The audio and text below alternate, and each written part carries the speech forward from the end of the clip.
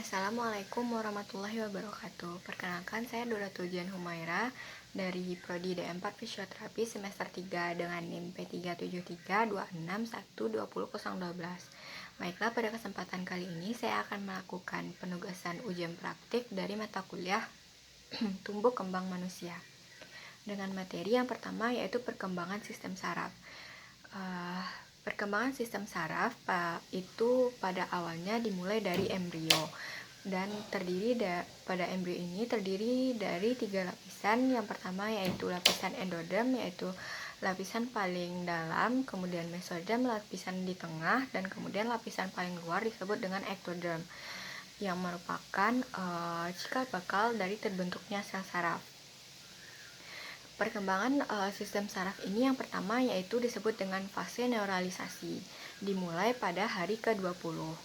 Pada hari ke-20 ini, ektoderm yang merupakan cikal bakal dari sel saraf masih berbentuk pipih atau disebut dengan neural plate.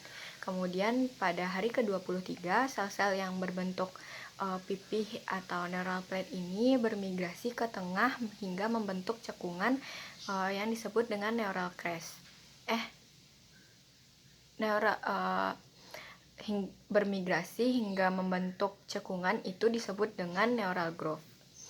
Kemudian sisi luar lempeng ini menebal hingga disebut dengan neural crest hingga menjadi tabung saraf yang disebut dengan neural tube. Kemudian pada minggu keempat, pertumbuhan dan juga perkembangan embrio dimulai. Pada minggu ke-6, perkembangan sistem saraf pusat membentuk 7 bagian utama. Yang pertama yaitu terbentuknya cerebrum, diencephalon pada otak depan, kemudian terbentuknya midbrain atau mensencephalon atau merupakan bagian dari otak tengah. Kemudian terbentuk cerebellum, pons, medulla oblongata pada otak belakang, dan terbentuk medulla spinalis hingga terbentuk 7 bagian utama. Selanjutnya fase yang kedua yaitu fase proliferasi. Pada fase proliferasi ini pada minggu ke-11 terjadi pembesaran pada cerebrum yang kemudian menyelubungi diencephalon, midbrain, dan juga pons. Dan hanya medulla oblongata dan juga cerebellum yang tampak berada di bawahnya. Kemudian pada bulan ke-3 hingga bulan ke-5 kehamilan pada zona ventrikel dan subventrikel terjadi proliferasi dengan pembelahan stem cell. Kemudian lanjut ke fase yang ketiga yaitu fase migrasi. Pada fase migrasi ini terjadi migrasi neuronal membentuk korteks dan struktur nukleus profundus, dan kemudian migrasi cerebellum hingga membentuk sel Purkinje. Dan pada fase migrasi ini berlangsung hingga akhir bulan ke-6 kehamilan. Kemudian fase yang keempat yaitu fase organisasi. Fase ini mencapai puncaknya pada bulan ke-5 kehamilan atau puncaknya ini pada bulan ke-5 kehamilan dan berlangsung hingga beberapa tahun setelah lahir. Kemudian akhir bulan ke-6 ini lempeng korteks sudah memiliki sudah memiliki komponen sel saraf yang lengkap, dan terjadi pembentukan jalinan saraf satu dengan saraf lainnya hingga membentuk yang biasa kita sebut dengan sinaps.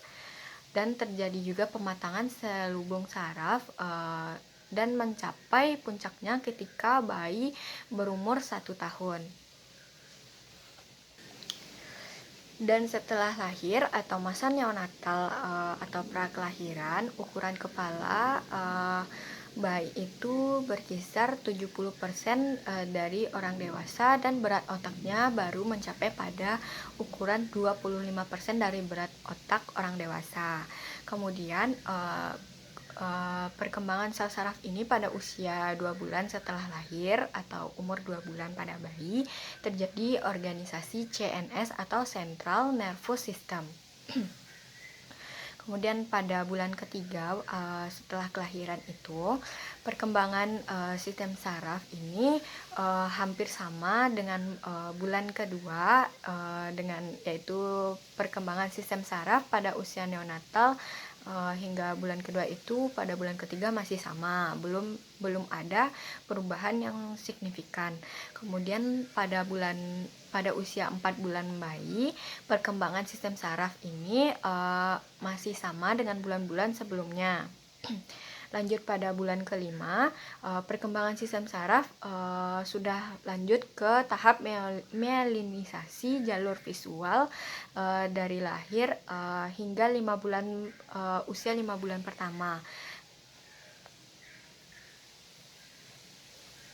Selanjutnya, pada bayi yang berusia 6 bulan, perkembangan sistem sarafnya itu traktus kortikospinal sudah mulai berinervasi dengan AHC, kemudian kematangan cerebrum sudah mulai matang, dan kemudian cerebrum sudah mampu untuk mengatur fungsi visual dan juga auditori. Kemudian lanjut kepada usia 7 bulan bayi itu hingga pada usia 7 bulan hingga usia 1 tahun ini adalah puncak dari pematangan selubung saraf atau biasa disebut dengan golden age, dan setelahnya itu pada usia 2 tahun anak-anak yang berusia 2 tahun ini ukuran otak sudah semakin besar dari pada masa neonatal, dan terjadinya pembentukan jalinan saraf satu dengan yang lainnya atau sinaps. Dan juga pada usia 2 tahun ini bayi sudah pada usia 2 tahun ini sudah mulai aktif secara cara berpikir pada anak-anak.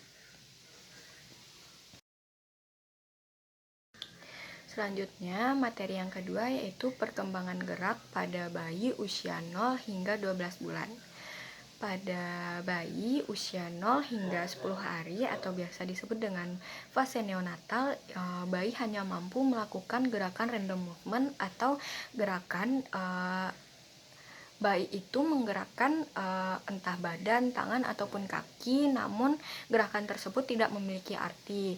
Kemudian pada bulan kedua, pada usia 1 bulan, bayi sudah masih melakukan random movement, namun lebih dominan gerakan fleksi, seperti gerakan lebih menutup atau yang merapatkan anggota geraknya itu lebih ke arah badannya. Kemudian pada bulan kedua itu bayi lebih dominan gerakan ekstensi, seperti bayi sudah mampu melebarkan tangannya atau sudah menjauhkan tangannya seperti ini. Itu pada usia 2 bulan bayi sudah bisa. Kemudian pada bulan ketiga itu kontrol neck pada bayi sudah mulai berkembang, seperti bayi sudah mampu mengangkat kepalanya atau menengok ke arah samping ataupun sebaliknya. Pada bulan keempat itu bayi sudah mampu untuk melakukan rolling atau fase untuk belajar tengkurap, yaitu dengan memutarkan badannya ketika tidur telentang. Bayi sudah mampu melakukan gerakan ke arah samping dengan bantuan forearm support. Kemudian pada bulan kelima itu pada bulan kelima itu bayi sudah mampu didudukkan, namun ketika didudukkan badan bayi belum stabil, dan juga ketika didudukkan itu badan bayi lebih condong ke arah depan, ketika dipegang bayi lebih condong ke arah depan. Kemudian pada bulan ke-6 itu bayi sudah mampu duduk dengan lebih stabil dan juga mulai menggerakkan tangan-tangannya ketika duduk. Kemudian pada bulan ke-7 itu adalah proses bayi ketika duduk sudah mulai leluasa menggunakan tangannya, dan kemudian bayi sudah mulai belajar untuk berdiri namun masih berpegang dengan dua tangan. Kemudian pada usia 8 bulan itu bayi sudah mulai bisa bereksplorasi dengan lingkungannya, seperti sudah mulai untuk crawling atau climbing dan sebagainya. Itu bayi sudah mampu, dan kemudian ketika berdiri bayi masih berpegang dua tangan kepada benda yang ada di sekitarnya, seperti berpegang pada meja atau hal-hal yang bisa untuk menahan badannya stabil. Kemudian lanjut ke usia 9 bulan, itu bayi sudah mulai merambat dengan satu tangan, dan tangan satunya lagi sudah mulai aktif untuk mengeksplor lingkungan sekitarnya. Kemudian pada usia 9 bulan ini bayi juga sudah mampu untuk ketika berdiri berpegang pada satu tangan, itu bayi sudah mampu untuk mulai jongkok jika ada sesuatu yang ingin ia ambil. Kemudian pada usia 10 bulan, kadang-kadang bayi sudah mulai melangkahkan kakinya. Ketika berpegang pada satu tangan, bayi sudah mulai melangkahkan kakinya, namun masih tetap berpegangan untuk mendapatkan kestabilan pada tubuhnya. Kemudian pada usia 11 bulan, itu bayi sudah mulai ketika berdiri melepaskan tangannya dan tidak berpegang pada benda-benda di sekitarnya, yang dalam artian tubuh bayi ini sudah mulai stabil untuk melakukan gerakan.